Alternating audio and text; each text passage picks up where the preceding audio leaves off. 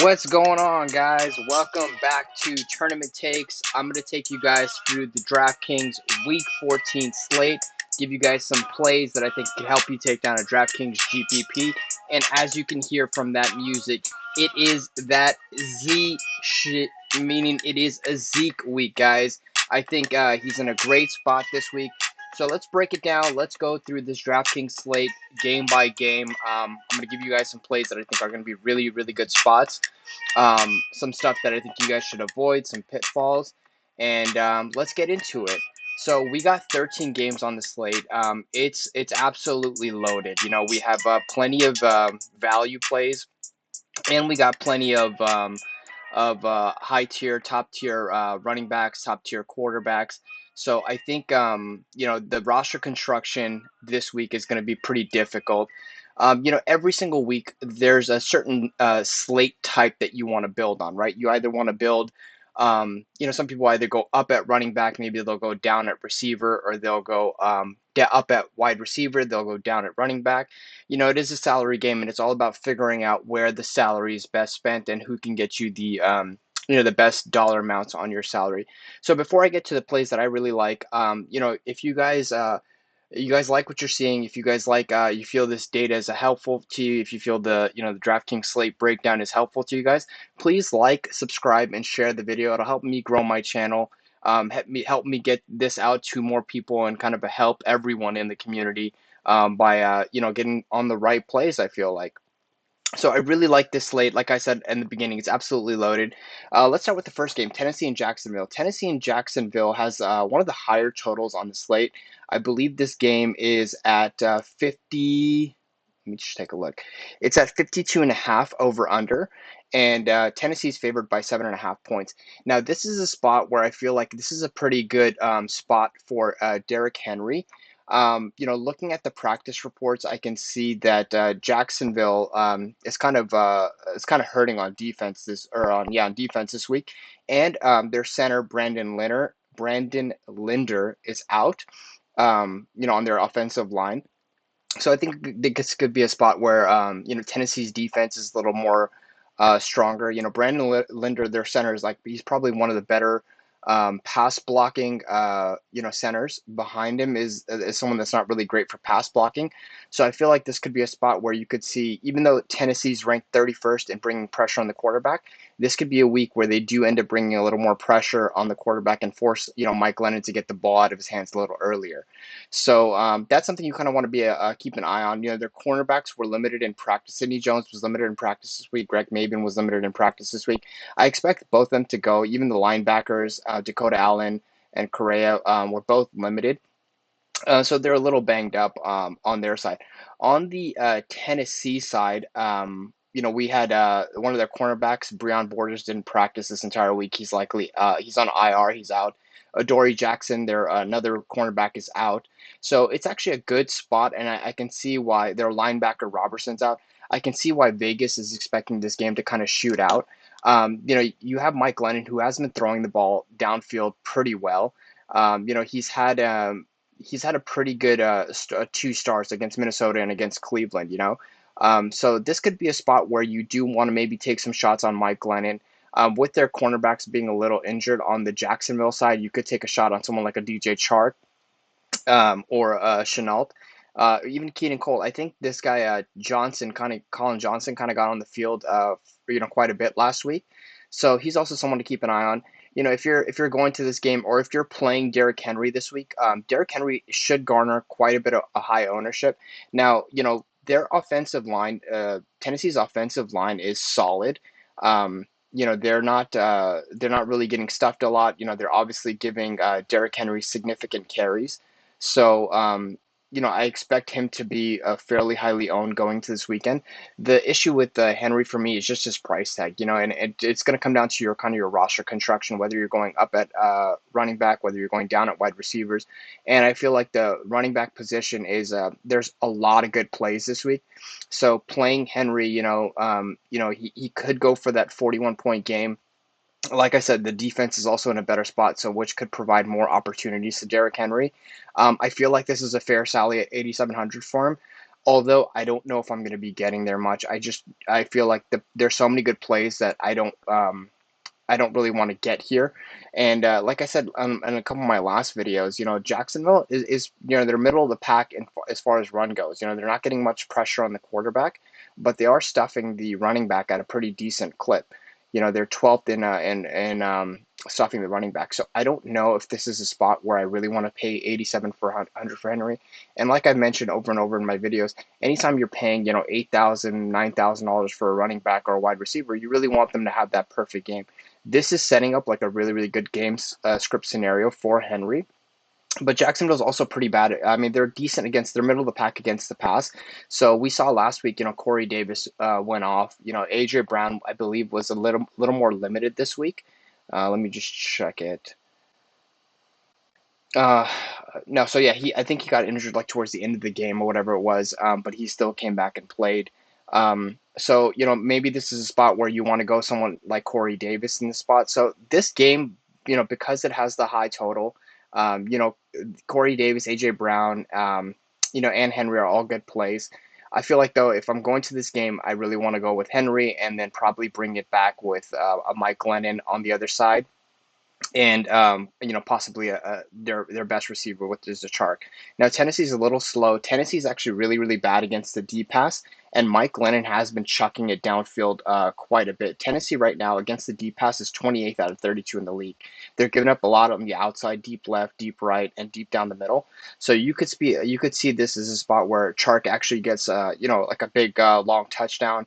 I wouldn't be surprised to see it. So if you are playing Henry, maybe you don't, because there's so many good quarterbacks, there's a lot of opportunity costs at the quarterback position, and kind of with all positions this week, you really gotta, if you're paying down, you kind of gotta see what else is out there and decide whether you want to, give up.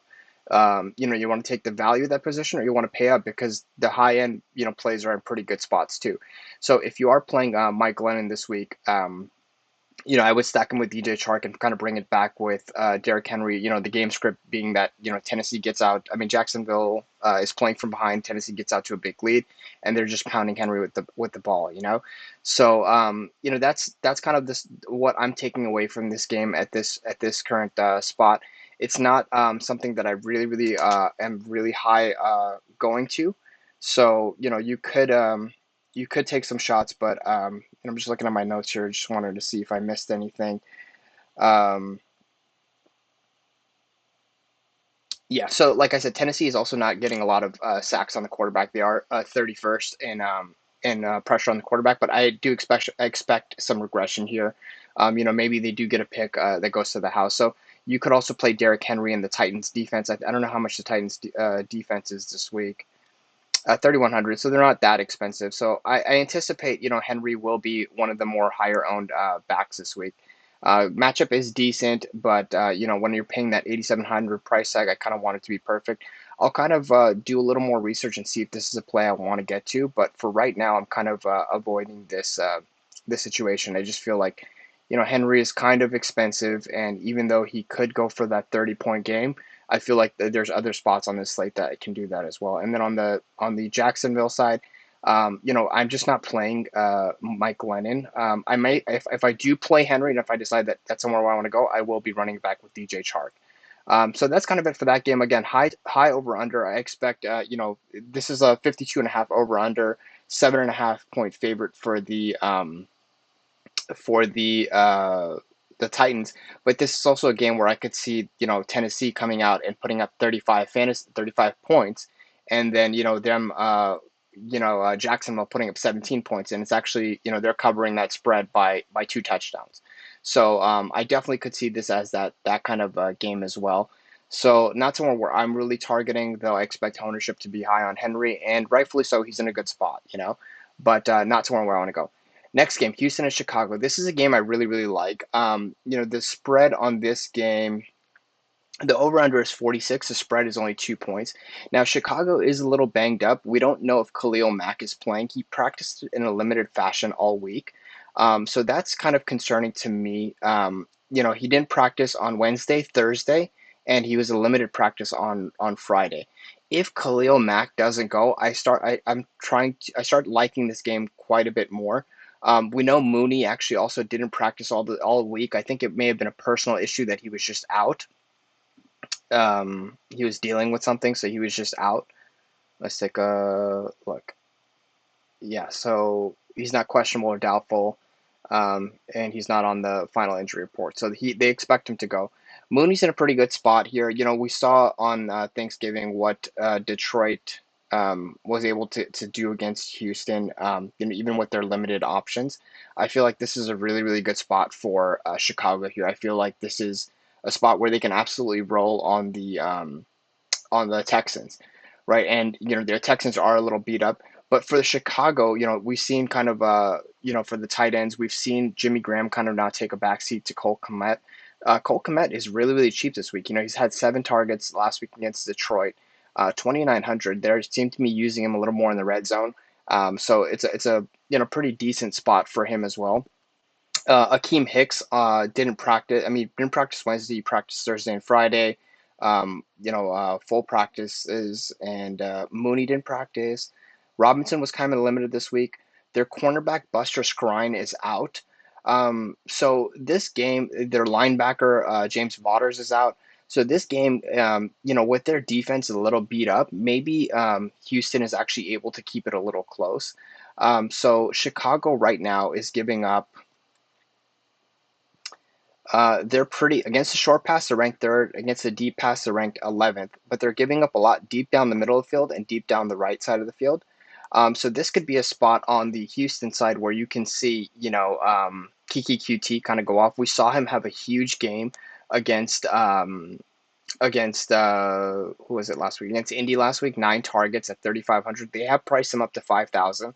I don't really know if this is a spot where I want to go to him. I feel like there's plenty of other good spots on the slate, but it is something that I am considering. Brandon Cooks is questionable. We saw him get injured towards the end of the game last week. Not sure if I again want to go to this spot. I'm going to look at the Houston practice report really quick and kind of see what his practice situation was like. QT practiced all week.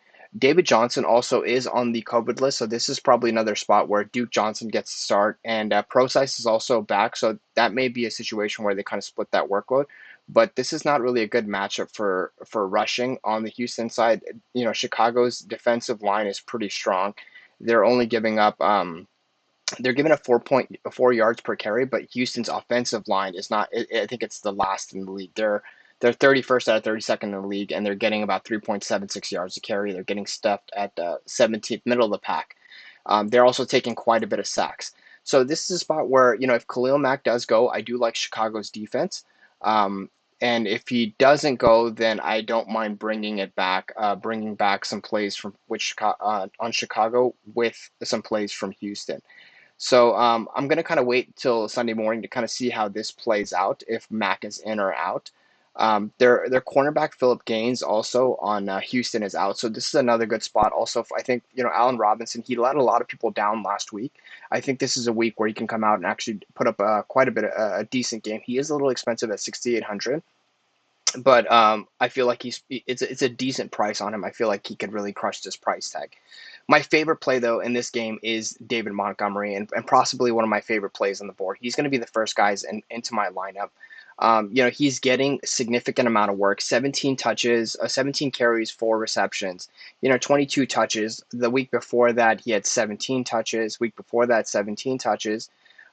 He is putting up a solid fantasy game. And, like I said in my last video, he is priced up. He's 6,500 now.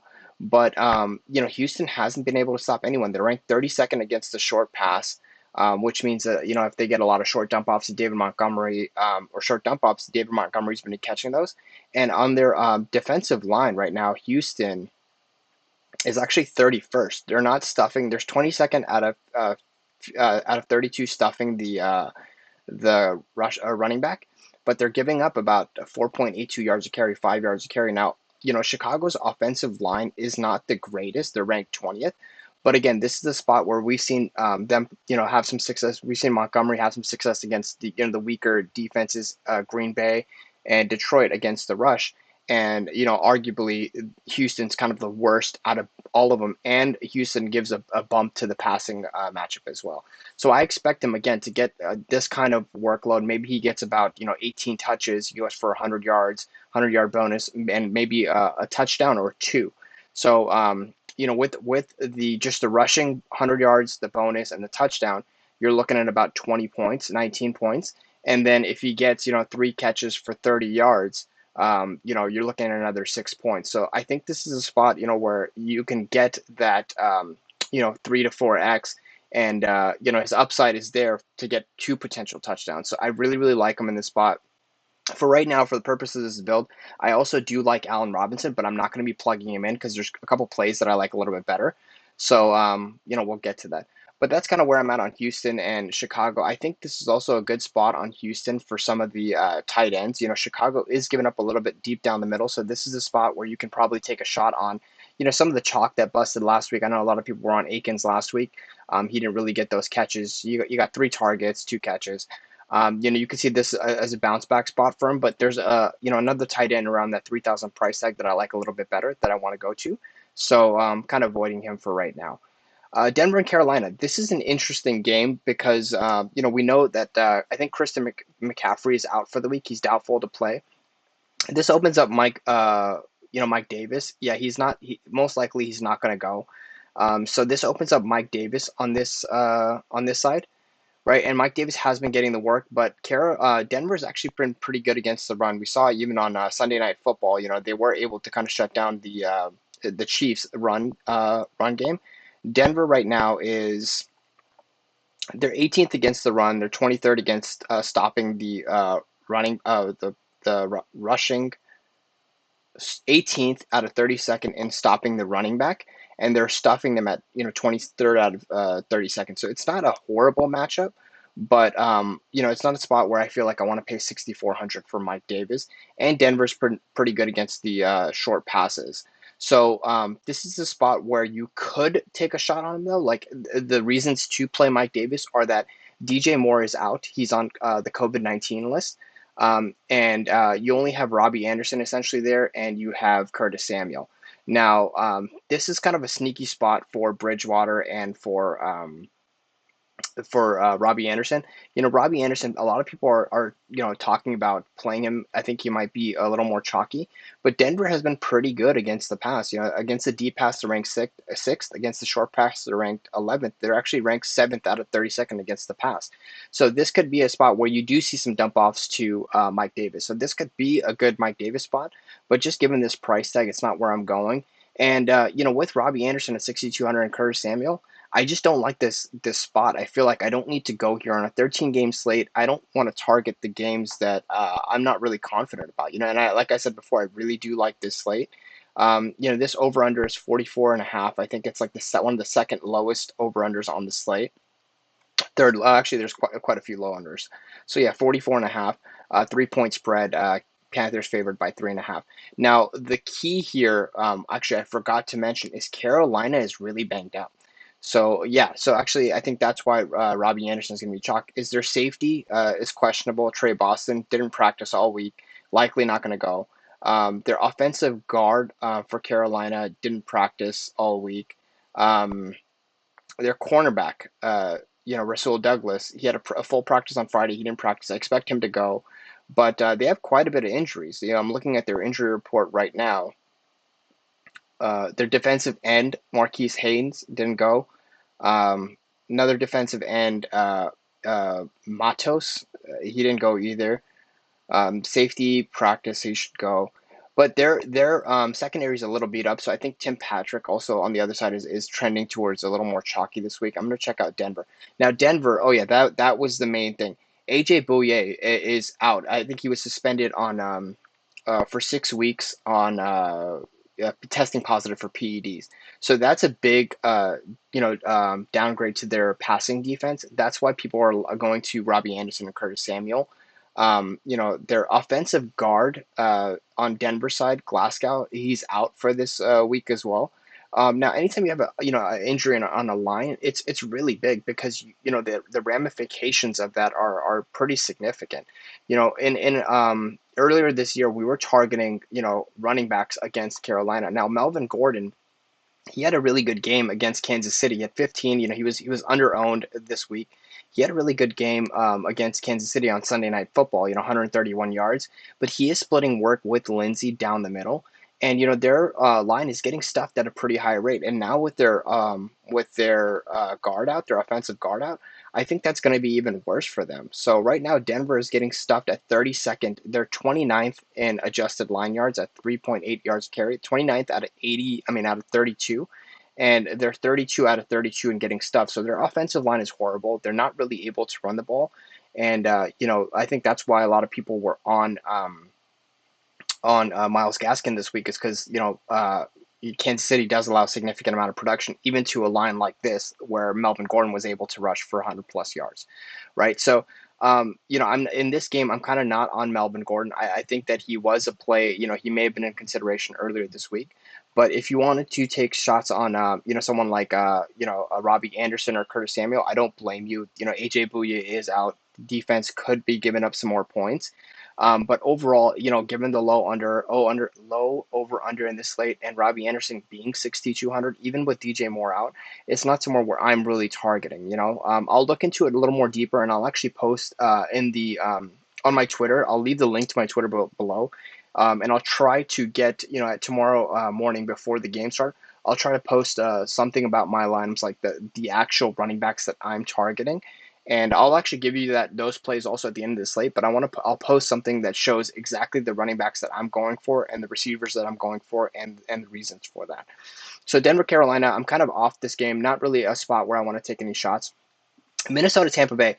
This game is going to go super under-owned, in my opinion. A lot of people are going to the top tier quarterbacks and Patrick Mahomes and Russell Wilson.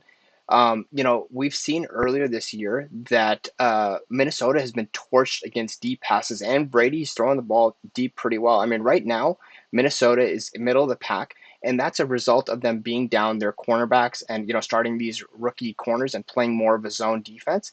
But this is a spot where even Minnesota has been bad against the run, sneaky bad against the run. That's kind of why I liked James Robinson last week, right? Right now, Minnesota is ranked 29th out of 32 against the run. They're not stuffing the running back at all. They're 29th in stuffing the running back, 4.78 yards carry. And,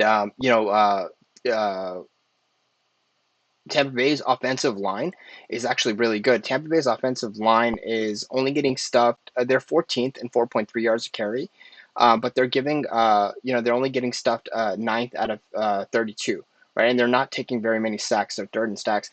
This could be a spot where, like I said, a lot of people are on Brady, on Chris Godwin. They're on Evans. The thing with Tampa Bay, it's finding out the receivers to stack Brady with, because like any given week, it could be one or the other, right? It could be Antonio Brown, it could be Rob Gronkowski, right? They are giving a lot of passes up deep down the middle of the field, so this could be a good spot for Rob Gronkowski as well and Godwin, and they're giving up deep left and deep right, so this is a good matchup for all receivers, right? So I feel like Tom Brady at 6,900 is in a really good spot. I haven't decided if I want to get there yet, and the reason for that is, the coach Bruce Arians. Bruce Arians, I don't remember what the coach name is, but he came out and said that they want to give Ronald Jones 20 some odd touches a game, And last week against Kansas City, he scored 17 points on 9 touches, 10 touches. He scored 17 fantasy points. This is a spot where I can see them, definitely, doing kind of what they did to Carolina here, right? 23 touches for Ronald Jones. Obviously, he did have that 98-yard touchdown, but their offensive line is really good, and Ronald Jones is 6,100. He's super cheap for the purposes of this build. I'm really going to lock in Ronald Jones because I think he's someone that's going overlooked with all this other running back value. And he's someone that's in a really, really good spot this week. So I think Ronald Jones is definitely someone that you guys should be targeting. On the bring back side, we saw, when this team faced, when the Bucks faced Minnesota, we saw that when the Bucks faced Kansas City, we saw that Tyreek Hill burned them for so many deep touchdowns. this is a matchup where Kirk Cousins is kind of getting those, those throwing, and Kirk Cousins has actually been getting it done. Contrary to what I think over the last few weeks, he's been getting it done. The last 3 weeks, he's been a number one quarterback. 26 against Jacksonville, 30 against Carolina, 26 against Denver. But this is a much harder defense, right? Tampa Bay is right now, they're the number one, I believe. Let me just check this. No, they're the number three rushing defense, right? So this is not a spot where I'm on Dalvin Cook at all. Even with Alexander Madison out, Dalvin Cook last week, like I said, he had almost 40 touches, which is insane. That's a huge workload. They are still trying to make it into the playoffs. So, they are going to go to Dalvin Cook here. So, but this is a spot where I could see them definitely avoiding the run and forcing Kirk Cousins to throw the ball deep. Now, Justin Jefferson is their deep target in this game. Tampa Bay is giving up. They're 12th against deep. They're giving up deep middle, deep left, deep right. So this is a spot where I really think that they're gonna try to throw the ball and try to get some production that way. I feel like this is a game where Tampa Bay can actually control the pace of the game by running the ball significantly. If one team is running the ball very well, it's kind of limiting the offensive production for the running back on the other team. So I really, really like Ronald Jones in this spot. And potentially, if I'm going to bring it back, I would bring it back with either Jefferson or an Adam Thielen. Um, Let me just take a look at their injury report. The linebackers for Minnesota, Eric Kendricks is out. He didn't practice all week. Irv Smith may be back. Kyle Rudolph didn't practice all week. This is also kind of why I'm on, Ronald Jones, because anytime you have an injury to your end line, that affects what you can do rushing on the end. Because Kyle Rudolph is a pretty decent blocker as well, So I'm not on Dalvin Cook. He's a full fade for me. I don't think you'll have any ownership if it's a contrarian play. It's against one of the best defenses in the league. If you think you want to play him at zero ownership, I'm not going to knock you for it. He is getting the touches. In my book, this is just a complete stay away. Given the nature of the slate, there's so many better spots to go to. So that's pretty much it on that game. Let me just go through the over-under really quick.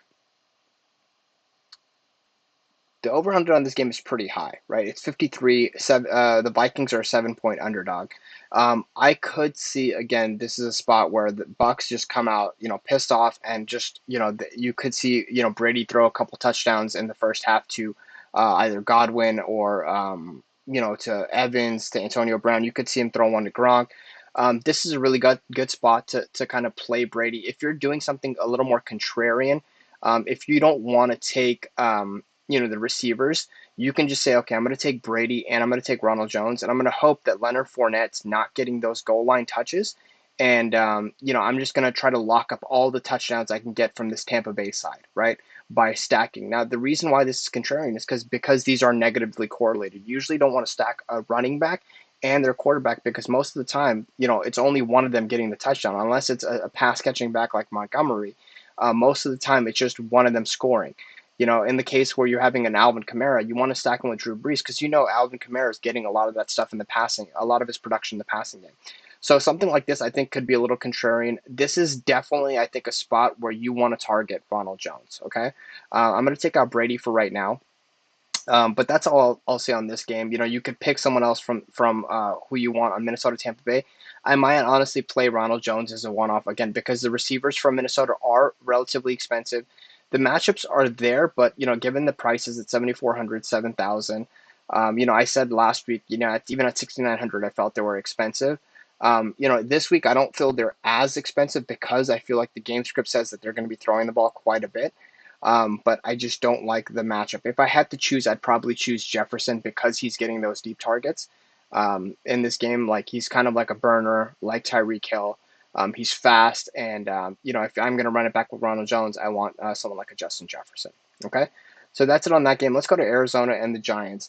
This game, everyone is kind of down on Kyler Murray, right? Kyler Murray, his last 3 games, he hasn't had great games at all, right? Like he barely got it done against against the Rams, New England, against Seattle, and people are thinking that it's his shoulder injury, right? While that's true to a certain extent, if you remember the game against Seattle, he tweaked his ankle a little bit, and that's not really being talked about quite a bit, because everyone's just saying, "Oh, this is a shoulder injury. He doesn't want to take hits on his shoulder." I don't necessarily think that's the case. I just think he's running less also because he can't. I think his ankle is a little beat up as well. So this is the spot against the Giants though, where I feel it's a pretty good it could be a good bounce back spot, right? Giants right now are giving up 23rd against the short pass. They're 14th against the deep pass. They're giving up a lot deep down the middle, deep down the right side of the field. Their offensive line, sorry, their defensive line on the Giants, um, they're giving up middle of the pack. They're giving up 4.38 yards to carry. Not really stuffing anyone. They're stuffing 19th out of 32, again, middle of the pack. So this is a very middle of the pack defense. And Arizona is, they're also a middle of the pack rushing team, but they're not really getting stuffed a whole lot, right? This could potentially be a decent spot for Kenyon Drake. But, I think this is a kind of like a Kyler Murray bounce back game. We saw last week Dan Arnold, out of like while everyone was on Andy Isabella, Dan Arnold had 3 targets. First play of the game, he goes for a 59-yard touchdown. He gets another touchdown late in the game. So this is a spot where you could target some of these other pieces. Now, one thing that's going to hurt Kyler Murray is that DeAndre Hopkins is questionable this week, right? I'm going to look at the practice report really quick so that we have a good idea in covering all our bases here. DeAndre Hopkins didn't practice Wednesday, Thursday. He was limited in practice on Friday, and he has injury to his neck. If I had to guess, I think DeAndre Hopkins is not going to go this game, which is really going to shake things up. It's today is Saturday. It's about 2:24 on the West Coast, 5 p.m. on the East Coast, 5:30 on the East Coast. I think you're going to get news later on in the day on Sunday early morning. DeAndre Hopkins is going to be rolled out, if I had to guess, because he had a limited practice Friday, injury, and he's questionable to go this week. That being said, that really is going to open up some value on this Arizona side. I feel like Larry Fitzgerald actually with coming back off the COVID list, he could it says that he could have a limited snap count against the Giants, but Seattle is he had 10 targets against Seattle, and this is a pretty good matchup for Larry Fitzgerald. Like the Giants are giving up.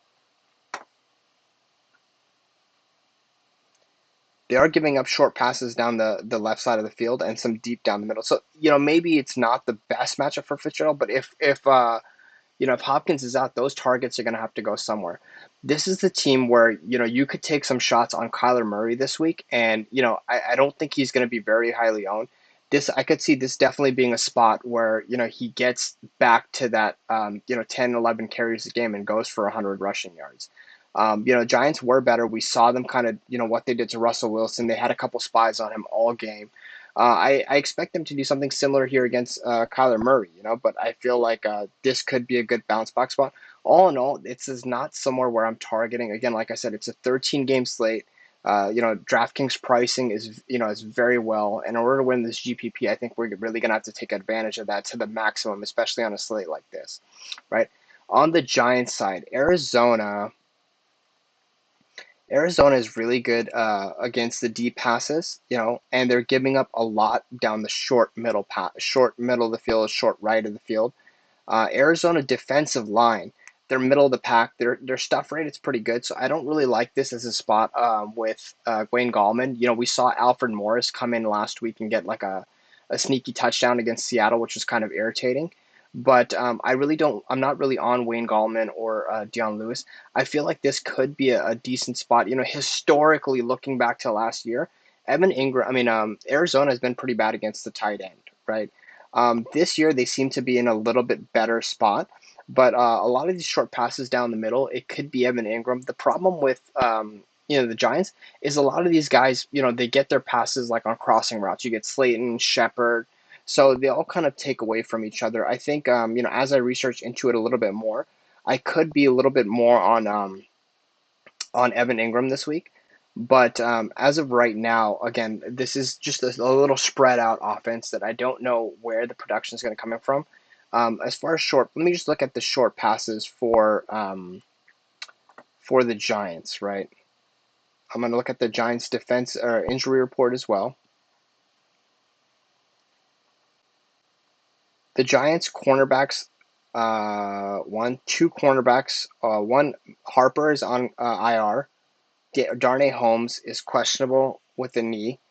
Didn't practice on Friday, limited Wednesday, Thursday. Probably, if I had to guess, is not going to go. The linebacker, Blake Martinez, questionable with his back. Didn't practice Wednesday, didn't practice Friday, practiced limited fashion Thursday. Offensive tackle, didn't practice Wednesday, practiced Thursday and Friday. So this secondary is kind of beat up. So this is a really, like I said before, this could be a really, really sneaky spot for Kyler Murray. And I will do one more video before the slate starts. If I don't, I will post if I'm on Kyler Murray or not. I'm gonna look into this a little further because it seems like they're pretty beat up. I'm gonna look at who the backups are. If this is a spot where Kyler Murray's ownership remains as low as it's been all week, I think this is a spot to kind of take advantage of Kyler Murray against Kyler Murray. And if Hopkins goes, this is going to be a good spot to take advantage of that. Um, that on Arizona side, they are dealing with like I said, a bunch of injuries. So it also could be some good spots for, like I said, for Evan Ingram or for one of those, one of those receivers. As far as the ADOT goes, like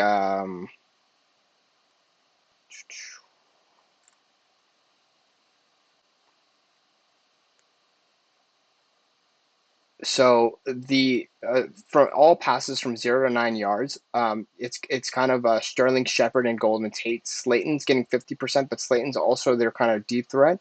Evan Ingram and Caden Smith are getting both the tight ends are getting most of their production. Evan Ingram is arguably the highest. He's getting 67% of his targets from 0 to 9 yards, and 7% behind the line of scrimmage.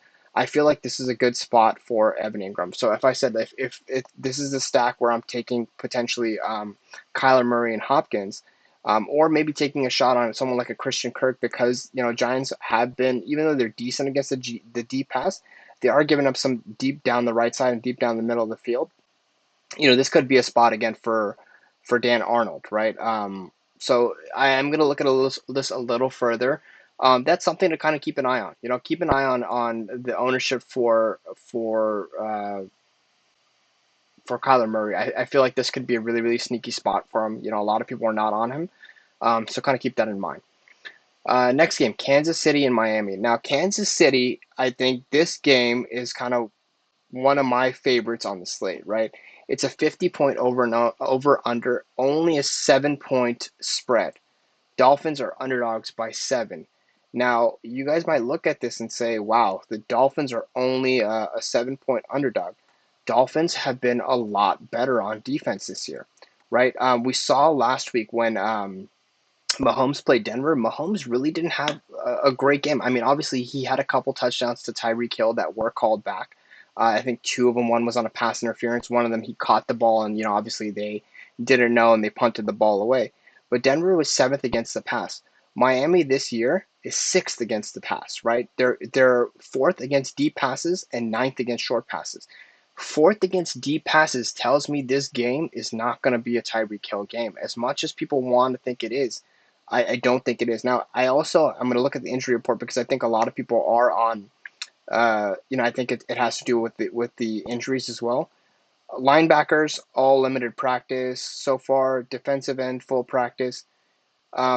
The offensive guard Eric Flowers for Miami didn't practice, but other than that, Xavier Howard practiced at limited Wednesday, limited Thursday. In full on Friday. The linebacker Roberts is questionable, so that might be an issue because Tyreek plays out of the slot. Something that I'm going to look into further, but as of right now, Tyreek Hill is really expensive at 8,500. He has that upside any given week, but this is not a week where I really want to play Tyreek Hill. Like, I feel like this is a spot, given just how good Miami's been against the deep pass. I don't want to. I feel there's plenty of other spots on this slate where you can take advantage of. And this is in any given week you're not really going to sit Tyreek Hill, but he torched Carlton Davis last week for what was it? 2 weeks ago for 270 yards and 3 touchdowns, right? But the Dolphins are they are motivated. They are motivated. They're playing significantly better, and they're cutting, the passing touchdowns. So I'm not really on Mahomes this week, where I feel like, a lot of people will be on Mahomes against Miami. He can do it against anybody. He's that damn good. And that's true, right? Mahomes can do it against anybody. But there's so many other, Mahomes, I feel like you play on slates where you don't really have too many other quarterbacks that have his kind of upside. On this slate, quarterback is absolutely loaded. You have so many other quarterbacks that have Mahomes upside. That 35-point upside is that you don't need to pay $8,000 for him, especially with a stack that's that expensive, with Tyreek Hill at 8,500 or even a Kelsey that's 7,400. This is a really, really expensive game, right? It's an expensive stack. In fact, in this game, I like Clyde Edwards-Helaire. And I told you guys, last video that nobody is on Clyde Edwards-Helaire. His ownership is virtually non-existent this week. Let me just give you Miami's stats against the rush. Against the rush, Miami right now they've been better. They're middle of the pack, giving up 4.41 yards a carry. They're 21th in stuff rate, and they're giving up 23. They're 23rd in giving up second level yards, right? So this is a spot where Miami's actually been really, really bad. Let's see who Miami's played the last few weeks, because maybe that skewed their numbers as well, right? I just wanted to see. Cincinnati hasn't been good against the run. Rams are actually pretty good. Jets are not really good against the run. San Francisco. So actually, let me just look back earlier with someone who's actually played, so I can tell you, if it's skewed or not. Cincinnati, Jets, Denver, again, like I told you, they've been getting stuffed 29th times. Jets are not running the ball really all that well. I mean, they're a little bit better. This is the week that last week I wanted to play, or 2 weeks ago I wanted to play Frank Gore. Cincinnati is not really good against the rush. They played against Gio. So these numbers on this line are a little skewed on Miami's line. Miami has been bad all year against the run. Um, this is a spot where I really, really like Clyde Edwards-Helaire. He didn't practice at all the week before, so he's kind of rested from that week. They activated him. He didn't play on Sunday night. He's 5,900. Now, can Mahomes always throw a touchdown, to Kelsey in the red zone? Absolutely. But if this is a game where, you expect it to be closer, I think this is a game where, Kansas City can lean on the run a little bit, right? This is Andy Reid. Andy Reid's running backs typically have done well, and they've gotten away from that all year. I definitely expect some regression for Clyde Edwards-Helaire. The argument is, oh, Le'Veon Bell is there as well. Le'Veon Bell's their pass catcher, but we've seen them throw to Clyde Edwards-Helaire as well. I really, really like him this week. For the purposes of this build, I'm going to plug him in. He's a great leverage piece off of Tyreek Hill, Mahomes, and Kelsey. Now, can you still play Tyreek Hill, Mahomes, and Kelsey? Absolutely, you can. But again, this is a salary cap game, and DraftKings pricing this week is pretty good, right? So I really don't think that to crush a $8,500 tag, Hill is going to need a huge game, right? He's going to need Hill, because he doesn't get the volume that Devontae Adams gets. Devontae Adams gets 10 to 12 targets a game. We've seen that Hill has been getting more and more targets. The knock on him was that he wasn't getting as targets. He was getting like 4 to 5, 5 to 6 targets a week. We've seen that increase in these last few weeks, and I think that's more of a result of the matchup. But we've seen that Mahomes can spread the ball. He did that against Denver, right? He had 5 different receivers involved, even though he did target Hill. Hill did have 11 targets. He did spread the ball around. So, with Tyreek Hill, in order for him to break that tag, we've seen. If I'm going to pay 8,500, I'd rather pay a little bit more and go with Devontae Adams, who typically has a better matchup against against Detroit. And we've seen Devontae Adams just consistently getting those 10, 12, 13 targets a week. So, that's the reason why I'm not on Hill here. And it could be also any one of those, other receivers. It could be a Hardman, Robinson, Watkins. Watkins not really, but I think it could be a Hardman or a Kelsey. Robinson or a Kelsey that could take away some of that, right? And if Clyde Edwards-Helaire goes for a touchdown or two, if he goes for a touchdown and 100 yards, you have 19 points out of him at 6,000. That's a little over 3. And if they are playing from ahead, I expect them to continue running the ball. I don't think they'll need to continue to throw because they know Miami's defense is pretty good.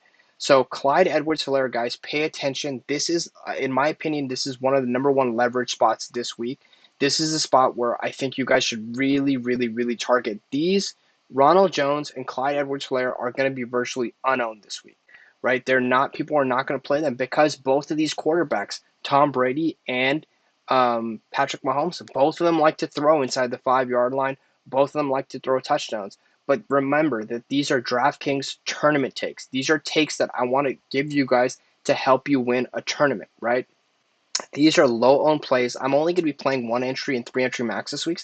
These are some plays where I think that you guys can really, really get an edge on the field, right? Because in on the other side of this game, people were on Miles Gaskin.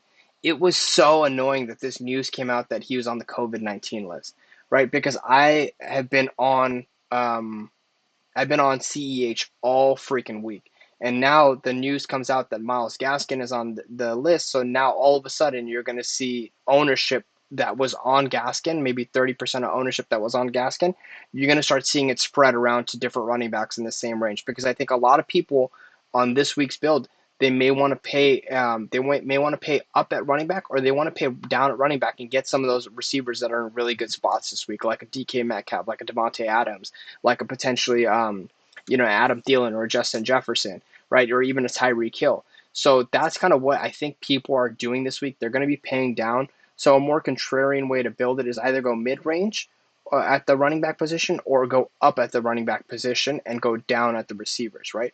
The thing is, this week I really, really like the value receivers, right? Last week when people wanted to play the value receivers like a Brandon Cooks, I wasn't really on it, right? But obviously we saw it paid off. Kiki QT had 30 points, he 10x. You saw, Justin Jefferson was higher. Allen Robinson kind of failed, but you saw like some of the lower receivers go off, but their top tier running backs last week didn't do well, right? Henry didn't do well, Cook didn't do well. This week, I feel like the mid-range build all the way through is a really, really solid way to go. Now, you can go high up at running back and go down at receivers, but I feel like this week I want to either go I want to go up at I want to go mid-range kind of all the way across the board, right? I want to kind of because I feel like the 6,500 spot it kind of leaves you with really really tough decisions to make, and because of the DraftKings pricing, the way that it's set up, I feel like this is a good week just to go mid-range across the board, right? So CEH is someone who I really like in this game. Now Kansas City on the other side on Miami side, right? Kansas City is 25th against the short pass. They're giving up a lot down the short middle, a lot down the deep middle. One of the chalk plays this week, I think, is going to be Mike Gesicki, right? He has been getting 11 targets we saw against Cincinnati with Tua under center. They are going to him more. And now that Miles Gaskin is out, they are going to need to throw the ball more, and especially against a team like the Kansas City Chiefs. They have so much offensive firepower. You're going to want to keep ahead, right? And the running back tight end correlation is, research is done. It's a pretty good correlation to have, right? So this is a kind of a lineup that I really like to build. I feel like this is a really really good spot for the tight ends. We saw even against that Tampa Bay, it was Gronk who ended up getting those touches, right? Against, let me just check so I'm just not throwing out random facts, right? Against Kansas City, it was Gronk who went over 100 yards, 6 catches, 7 targets, 6 catches for 20. Mike Gesicki is starting to get the volume, and I think he may be a little chalkier. But if I'm playing Clyde Edwards-Helaire in this lineup, I definitely want to run it back with Mike Gesicki because I like this game environment quite a bit. It's similar to the Ronald Jones and the Justin Jefferson thing.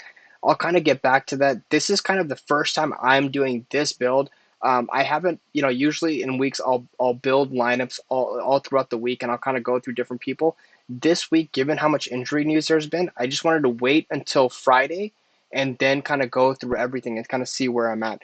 So let me just touch before we move on this game. I just want to touch on the injury report for Miami. Like Miami, we're seeing that their offensive guard is out and Ahmed's out. We saw that Gaskin's out.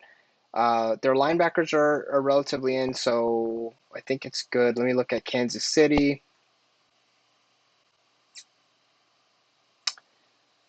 Kansas City's healthy. Aside from their linebacker, Damian Wilson, and Tyrann Mathieu had limited practice on Friday. He's questionable. Their safety and their linebacker.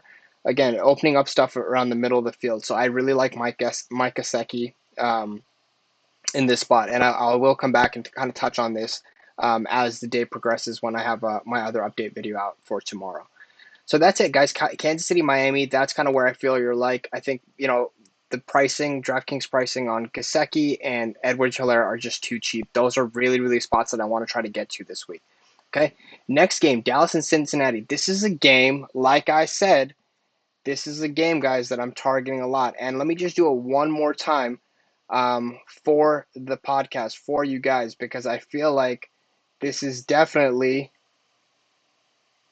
a Zeke week, guys.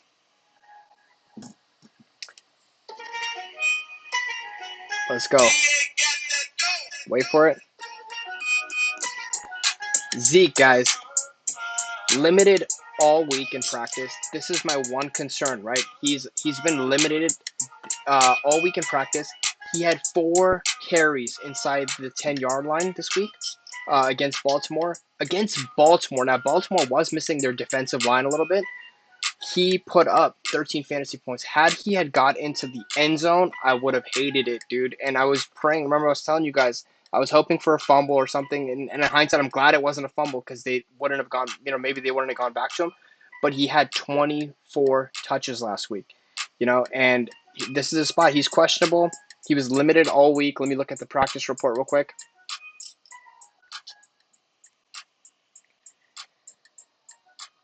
Limited practice. This is calf. If he doesn't go, this is a week that I really want to play Zeke. If Zeke does not go this week, guys, you have to lock in Tony Pollard into your lineups.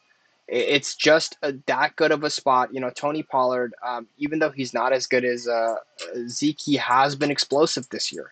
12 yards a carry against Minnesota.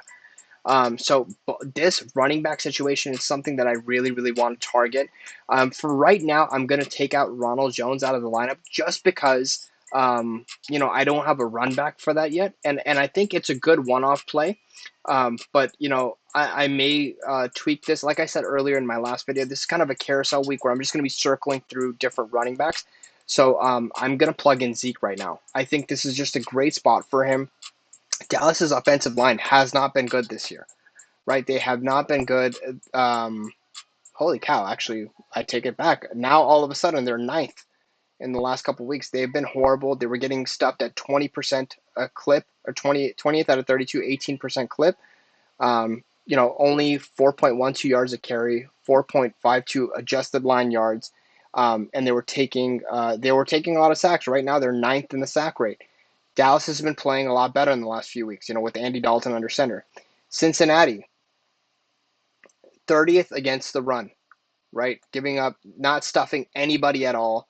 32nd in sack rate. Now, this could be a game, obviously, where they could also throw the ball. Cincinnati has actually been really good against the deep passes. They've been bad against short left and short right. And then a deep left and deep right. But they're 24th against the short passes, just a little bit worse than league average. But they're really good against the deep pass, even though they're 28th against, passing in general. This is a spot where Zeke Elliott should absolutely destroy. This is a spot where I feel like Zeke has that Derrick Henry type upside. They are rushing the ball. We saw last week, they're giving him touches inside the 5-yard line. And that's what you want when you're getting, you're paying for a running back this much. Now, Ronald Jones, Clyde Edwards-Helaire, these are kind of a little shakier plays. Again, these are low-owned plays that I think you guys, can definitely target. For me, David Montgomery, Ezekiel Elliott are 2 of the solid plays that I really, really want to play this week, right? So, let's get into that. So Dallas also, people are going to be targeting. They might want to play Andy Dalton and they might want to play CeeDee Lamb.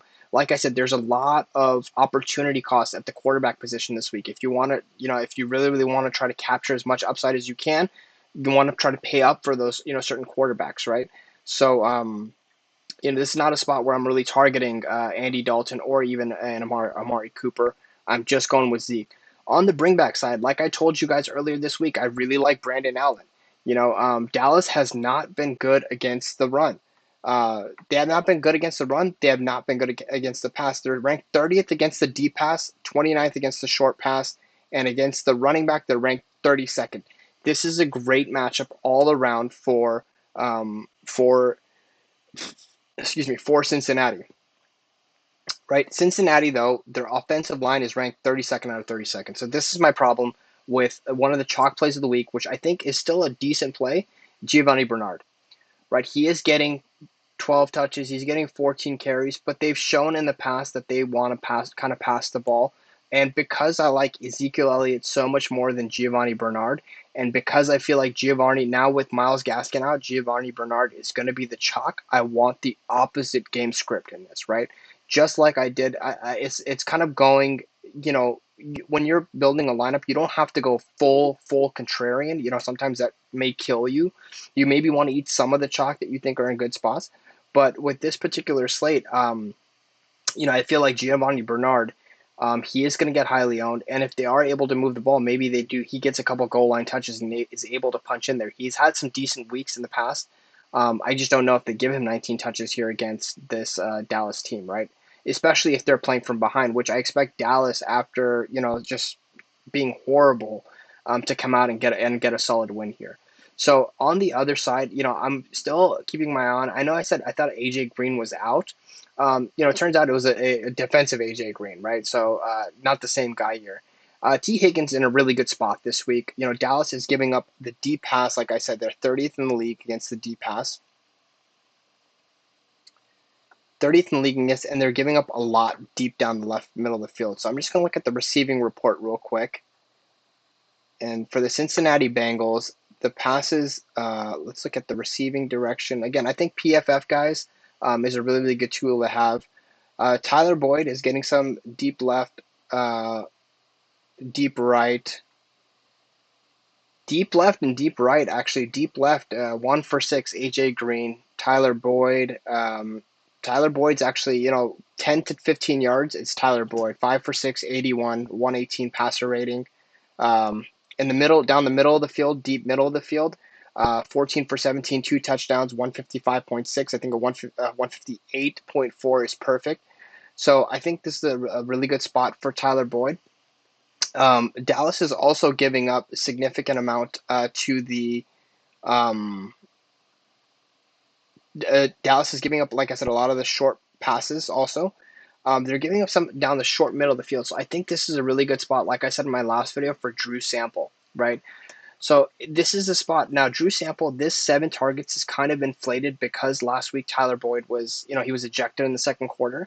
So if I am playing Zeke, I definitely want to run it back with either Sample, either Boyd, either Higgins. If I had to choose just one, I think it's going to be Tyler Boyd, because they're giving up, a lot of the deep passes down the left side of the field. It's going to be either Tyler Boyd or T. Higgins for me, but I can also see AJ Green kind of take it to the house. But I think yards after the catch, someone who can kind of provide that big play for us is Tyler Boyd.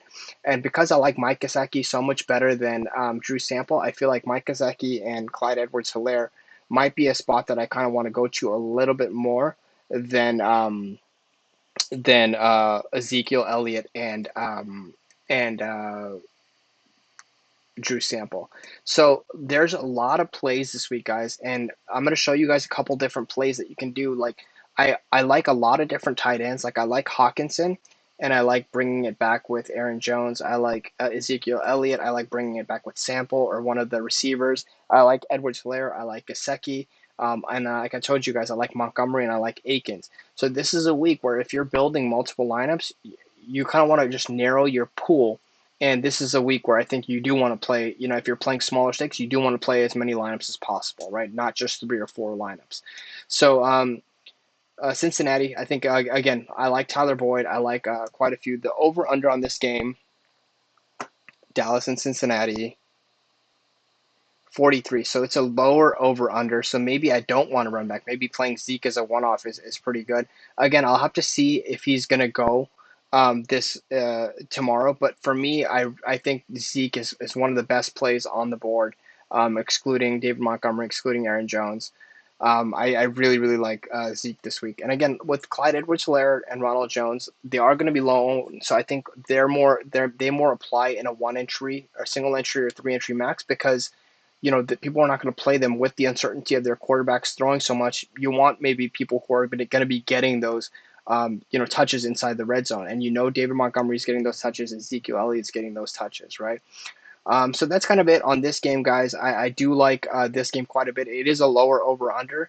So I don't, like I said earlier in the week, I did like Brandon Allen. I don't think I'm going to be going there as much because the quarterback, the value at the upside that the quarterback position provides this week is just tremendous, right? Next game, the Jets in Seattle. Like I told you guys earlier this week, this was a game that I was going to be on quite a bit. I did like Sam Darnold, but we got news now that Denzel Crowder is limited, Jameson Crowder is limited, Denzel Mims is out. This kind of it's kind of it's kind of annoying because I really really like this game. The over under on this game was 47, and Jets were 14.5 point favorites, or 14.5 points underdogs. So the problem here, right, is now if when the Jets were healthy, I really wanted to play DK Metcalf and Russell Wilson, right? Because I thought that this is a spot where the defense for the Jets, like the passing defense, the Jets are 29th against the deep pass, giving up a lot deep down the right side, deep down the middle, deep down the left side of the field. And, I think this is a spot where DK Metcalf can absolutely torch them, right? Also on the Jets, I'm going to look at their injury report right now. Crowder didn't practice on Friday. Their safety didn't practice all week. Denzel Mims not in the game. Their offensive guard is out. So yeah, like earlier in the week, I was really on the Sam Darnold. It's kind of my interest is kind of fading, because I feel like even though the deep passes are there for Brashad Perriman and for Sam Darnold is throwing the deep ball pretty well.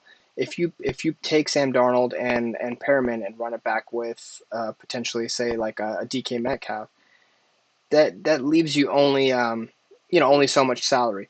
But I feel like this is a spot where I definitely want the better quarterback in the game, but I also don't think that this is a spot where I need to pay the 7,900 for Russell Wilson. Like I really did like him early in the week, and I may still get there, right? I may still get to Russell Wilson, but with the Jets not being able to keep pace, this could be a spot where like I said, Seattle said they may want to run the ball a little bit more. Even though the Jets defensive line right now, they are only giving up New York Jets. They're fourth against the run, 3.51 yards a carry. They're stuffing at 8. They're solid against the run, guys. So this is a spot where I think I want to take DK Metcalf by any means possible. I really want to try to get him into my lineup. I don't know yet if I want to get to Russell Wilson or not. I'll try to figure that out as the week goes on and see if there's any other value that maybe I want to get to. Like I said, I really like the Washington and San Francisco game as well. How many more games we got to get to? Wow, I gotta hurry it up here. We're already at 1 hour. Sorry guys, it's a longer video. I really like DK Metcalf. I think Russell Wilson is good. On the Jets side, you could potentially play a Brashad Perriman bring back. I don't know if you need it at this point. I'll kind of have to wait and see if Crowder is in or if Mims is in. If Crowder is in, I think I'm going to take a shot on Crowder here and kind of plug him in and figure out the rest of my lineup from there. But that's it, guys. On this game, I think I just want to go with DK Metcalf for right now and kind of see what happens as the week shakes out. Now, Indy and LV. Indy's in a really good spot this week against Las Vegas. Josh Jacobs is coming back. Las Vegas has been pretty bad against the run. A lot of people will be going to Jonathan Taylor, but like I said, I'm not really comfortable with the amount of the red zone work and stuff. He's not really been getting the red zone work. The over-under on this game is 52.5, so it is a really high over-under, only a 3-point spread, so they expect a shootout. But like I said last week, with Houston, they are better against the Indy is a good defense. So I really don't see LV, or I don't see the Raiders keeping up at the spot, right? Last week we saw against Houston, it wasn't like Houston, blew the doors off or anything, but they were still able to move the ball with, with what do you call it, with Kiki QT. But I really don't like. I mean, these are all deep threat receivers, and maybe if you like a Hunter Renfro, as far as the pass direction goes, Indy is giving up, a lot down the short left of the field, deep left and deep right. So if you're going to take a shot here, you maybe want to take a shot on Nelson Aguilar for the deep threats. But this is not a place where I'm on. Even with Waller, 6,800 now, I'm not really on this spot. And again, my problem with Indy is that they spread the ball around way too much. Las Vegas is 20-30 against the deep ball. Deep left, deep middle, deep right. But again, I don't know who it's going to be. Their deep threats are like Michael Pittman, potentially a Zach Pascal.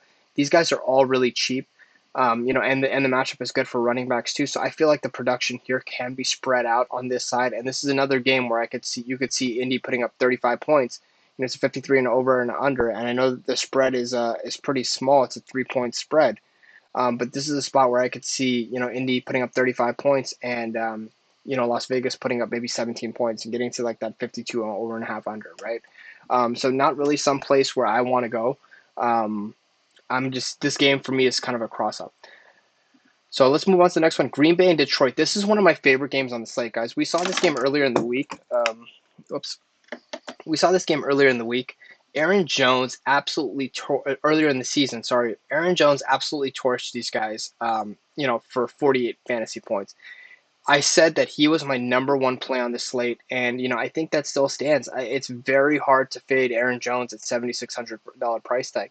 However, Devontae Adams, 9,300. This was the game that Devontae Adams went out with an injury against Detroit, and they still put up 47 fantasy points. So I'm still kind of undecided on what I want to do here. I really, really do like Aaron Jones this week. It's really hard to fade him. Detroit is absolutely the worst. And the thing is, Detroit's giving up a lot of the deep ball down the deep left and deep right side of the field. They're giving up a lot of passing down the short middle of the field, and they're 4.76 yards per carry to the running back. So this is a spot where I feel like this week, if you want to get a little different, maybe you play both Adams and you play what do you call it? You play Aaron Jones, right? So the problem is that the salary this week is so tight. With DraftKings salary is so tight, it's really, really good. So you're gonna have to really decide: do you think Devontae Adams is gonna have that big game? And if you think Devontae Adams is gonna have that big game, who do you want to run it back with from Detroit side? And if you think that Green Bay blows him out, maybe you want to stack, Aaron Jones with the Detroit defense. This is the spot where I'm kind of leaning Aaron Jones a little bit more. Kenny Golladay is out again. I really like Hawkinson as a bringback, from the Detroit team. This is a game that I'm really targeting. I'm going to try to figure out what I'm going to do here. I think that this is a game with, Aaron Rodgers at 7,500. I feel like he has enough upside to absolutely crush this price tag. But I also feel like this could be a game where, we've seen Aaron Rodgers throw it inside the 5-yard line a lot more, right? You saw that 77-yard touchdown. You take it away from him against Philly, he hasn't really had that many touchdowns. In the last month, he's had 2 touchdowns, right? And then after going for significant in the first couple of weeks, I think this is another game where you can see Aaron Jones go for about another 2 touchdowns. So it's going to be really, really hard to fade him here. Maybe a full game stack of this is something that I want to do in one of my lineups. I really like Devontae Adams. I also think Swift is someone to keep your eye on this week, guys. Swift might be coming back from injury. He was a full participant in Friday's practice. If they are playing from behind, we know that Green Bay is horrible against the run. And this is a spot where, they can, if they're playing from behind, they can give Swift the ball and to run it, and they can dump off to him. Like Green Bay is middle of the pack against the short passes, and they're middle of the pack against the deep passes, right? So I don't really think this is so much of, it could be some Marvin Jones is not a bad play. You could play DeAndre Swift. This is a game that I feel like I'm going to heavily target. The over-under on this game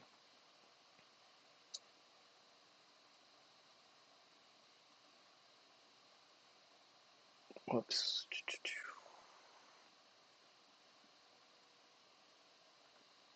Damn, I can't even find it. Dang, I don't have the over under, guys. But yeah, this is a game I really want to target. Trying to figure out. I don't know if they have the over under. Maybe I'm not seeing it. It's week 15. No, week 14. We're looking at, right?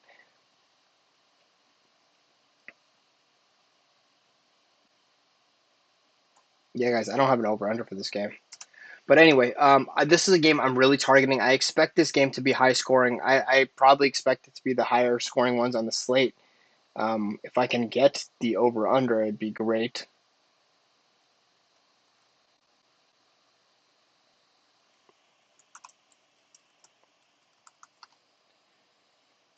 Yep, it's not showing up for me, guys. So anyway, I think this is a solid game to target. All the positions are really good. Hawkinson is really good against Green Bay. We saw Goddard last week had a good game against, fairly decent game against them. If they are playing from behind, Hawkinson I played last week along with Danny Amendola against Chicago.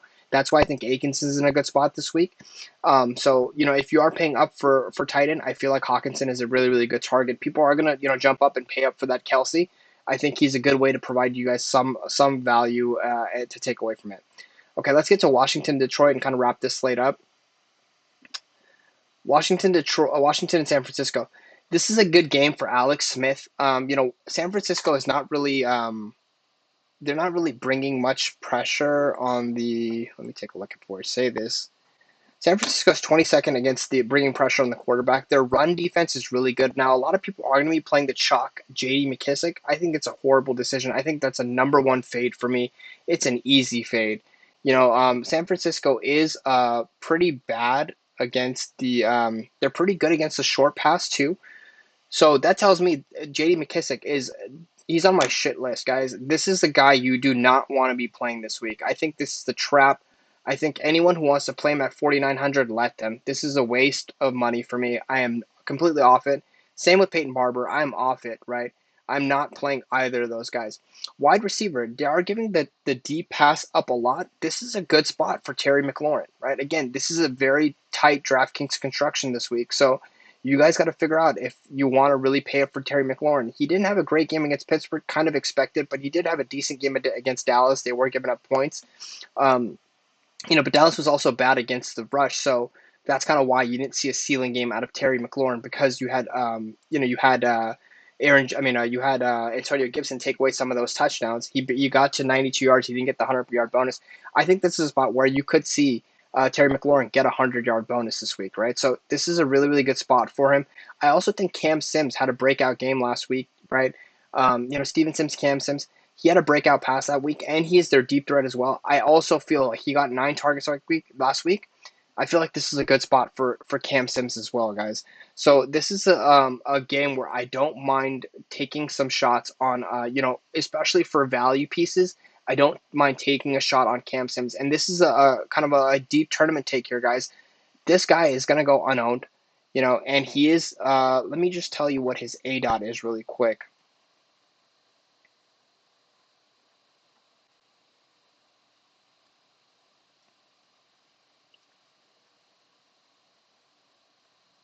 So Cam Sims, he's playing 89% of the snaps, right? He's getting some of the end zone. He ran 41 routes last week. Terry McLaurin ran 49. As far as his efficiency, his ADOT right now, Cam Sims is 10.08 and McLaurin's is 9.74, right? Cam Sims also lines up. Let's look at Washington.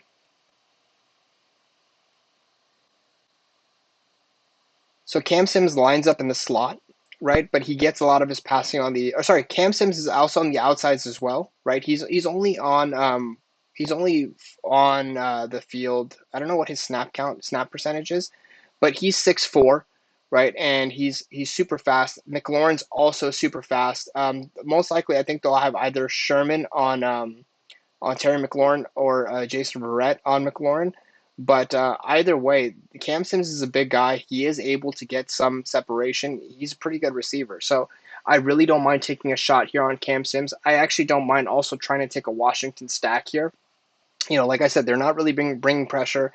And I don't think, even though Washington has been rushing the ball significantly more this past year, I don't think this is a spot where they are going to be, right? And then on the other side, I don't really like anyone from San Francisco, right? Washington has been really good. They're giving up some of the deep pass. They're giving up, deep middle, deep right, deep left.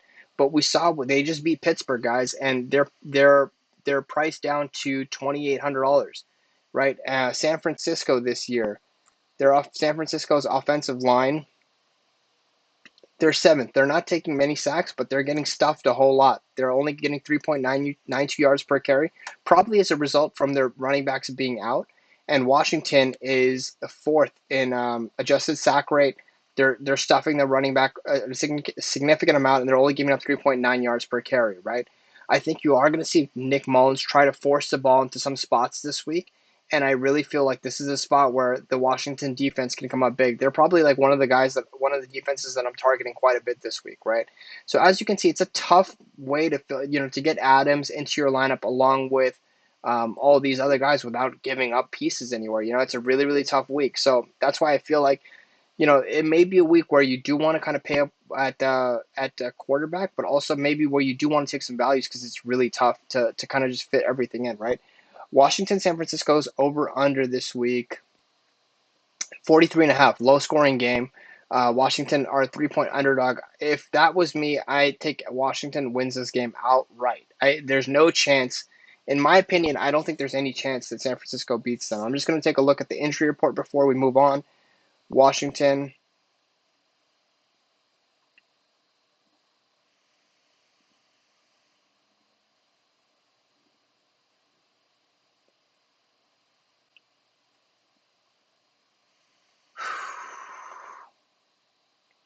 Antonio Gibson's out.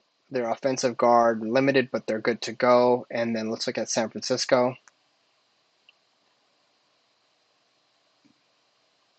San Francisco, wow, their defensive tackles out. Their a couple of defensive tackles out. Their centers out.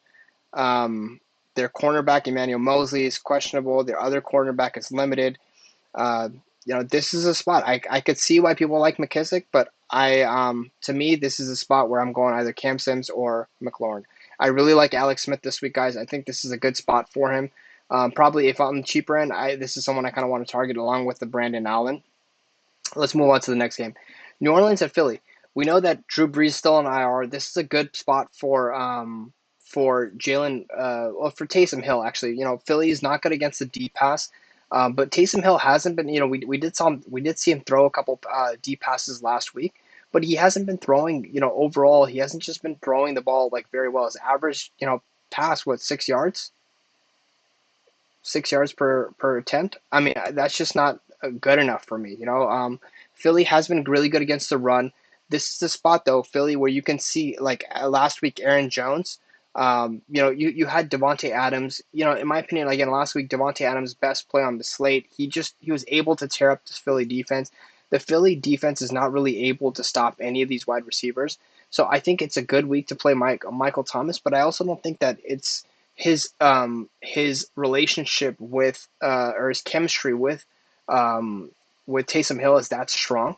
So it's not like an Aaron Jones, Devontae Adams where these guys are just going to completely torch them. Right. Also, Alvin Kamara is in a good spot this week. He it's a good receiving matchup for him, but he's still expensive. And again, this late DraftKings pricing, they did a really, really good job this week on the Week 14 NFL slate to really narrow down and tighten this pricing up. So not really a spot where I'm going. On the Philly side, overall, I think there's some good spots. Maybe if you want to play like a Jared Cook or something, but overall, it's just not a spot where I'm targeting anybody. Philly, I do like Jalen Hurts this week, guys. I think it's a tough matchup for him, but you're definitely at 5,100. I feel like he does have a rushing floor. We saw him coming against Green Bay, a tougher defense, and still put up 10 fantasy points at the half. So I think it's a good deep tournament shot to take here, and I feel like the offense will be playing a little bit better. So I'm kind of not on New Orleans defense here.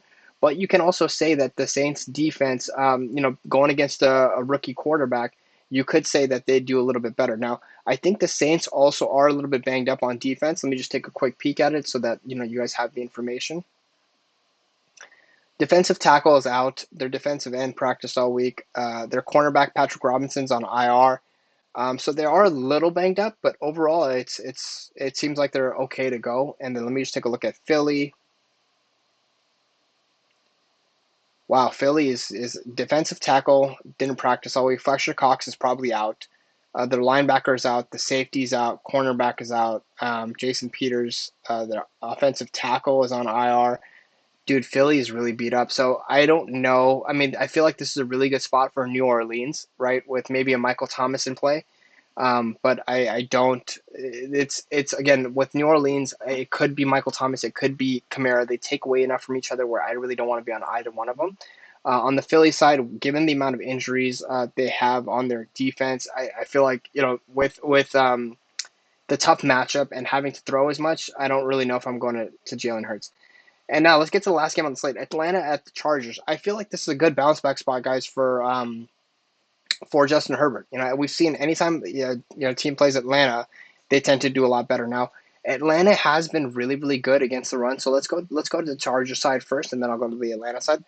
The Chargers have not been great on offense as far as running the ball, and that's a kind of like with Austin Eckler out, right? They're 26th, they're getting stuff 23, they're 23rd out of 32, 18% of the time, 3.93 yards per carry, right? I think that's a result of again not having a solid running back.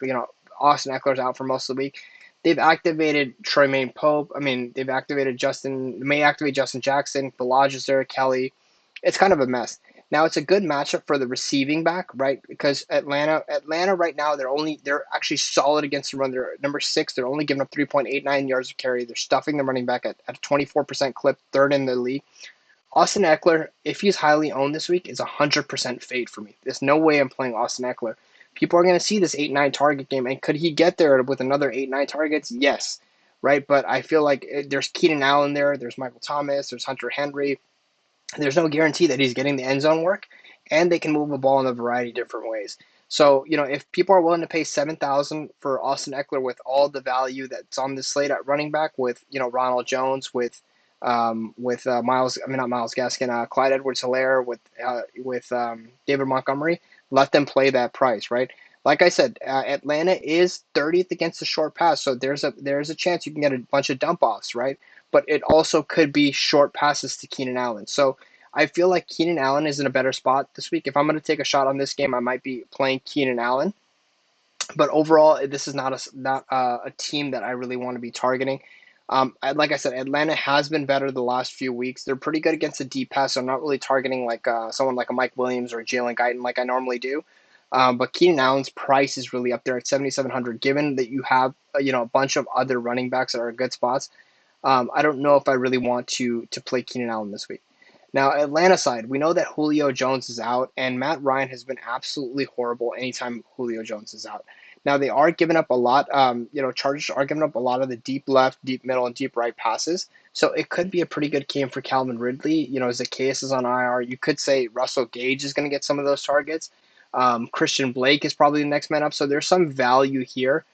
Todd Gurley is 4,800. He's healthy. The Chargers have been. Let me take a look. Chargers are actually not. They're middle of the pack. They're stuffing their running back in the middle of the pack, but I don't think Atlanta's offensive line has been that great. They're 23rd, middle of the pack. So it's a decent matchup for Gurley at 4,800. It's a good. You could take a shot in the tournament, but not somewhere where I really want to target, given that there's so many other spots that I like this week, guys. So on the Atlanta side, it's probably Gurley for me if I'm taking a shot from there, and on the Charger side, probably if I'm taking a shot from there, it's going to be Keenan Allen. The over/under on this game is 49, 1.5 point spread. So Vegas expects this to be a shootout, pretty close game, which you could be going to a little bit more. But for me, I just like other scenarios better. I like the Green Bay Detroit game quite a bit. So that's it, guys. I mean, I hope you guys got some good information here. I know this is a long video, and again, look down in the comments below. I'll have a breakdown of where I'm starting and ending each game that I'm talking about, so that you guys can just kind of go right to it. But I think this is a week. If we're going position by position at quarterback, I'm still trying to figure out what kind of build I'm doing.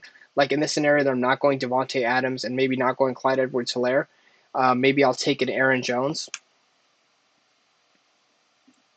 Right, I like Washington football team. I like the Cam Sims play, and then it's going to be trying to figure out who I'm going to be running back with that Aaron Jones. So like I don't mind taking a shot potentially on a Brandon Allen, and then stacking with potentially Tyler Boyd.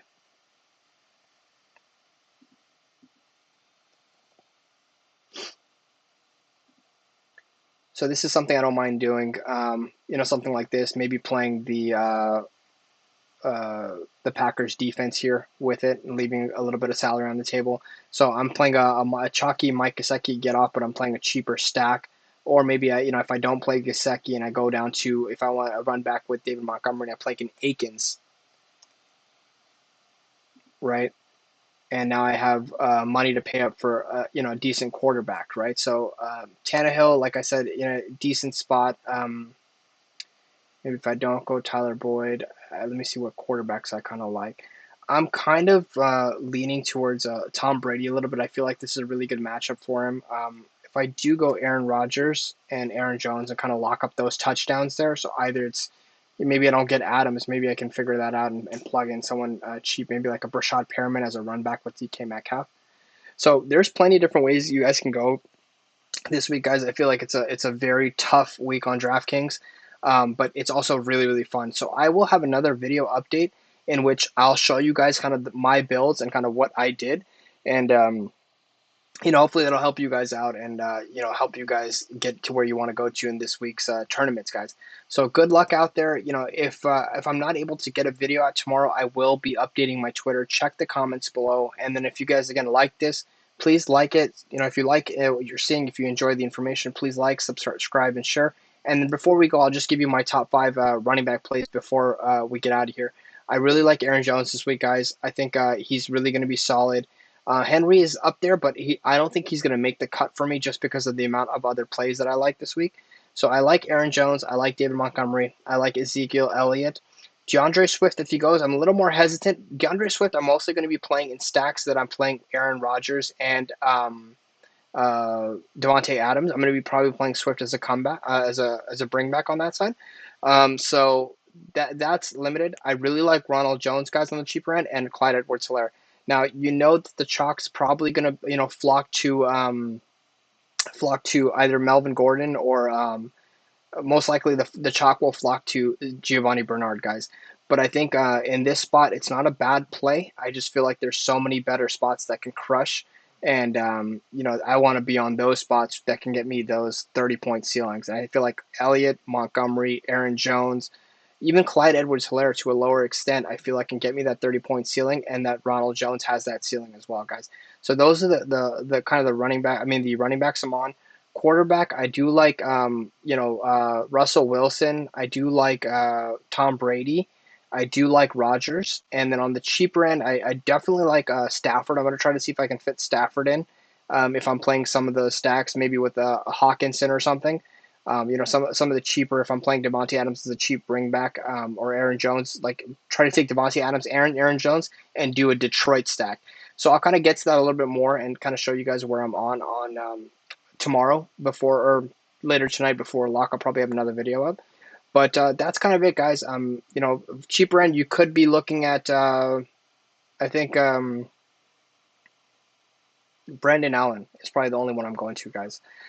For Cincinnati. So, that's kind of it for this video, guys. Hope you guys enjoyed it. Hope you guys have a successful week 13. And again, if you guys like it, please like, subscribe, share with your friends. It'll really help me grow the channel and, help bring you guys some more good information. Good luck, guys. Good luck in week 13. Talk to you soon.